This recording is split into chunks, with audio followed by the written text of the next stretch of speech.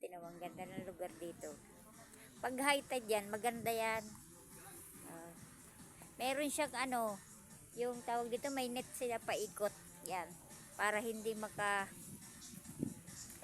yung marumi, yung mga dumi sa dagat. Gaya ng dikya, kung may mga madikya. Ayan.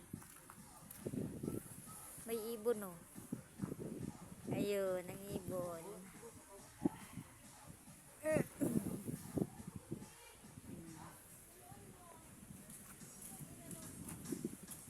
Siya oh, tahimik lang. Wala pang gaanong ano.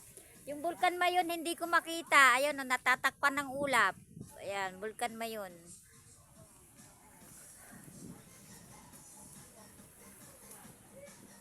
Ganda siya. Valenzuela Beach dito sa Manito, Albay. Kawayan, Manito, Albay. Magkano ang beach dyan?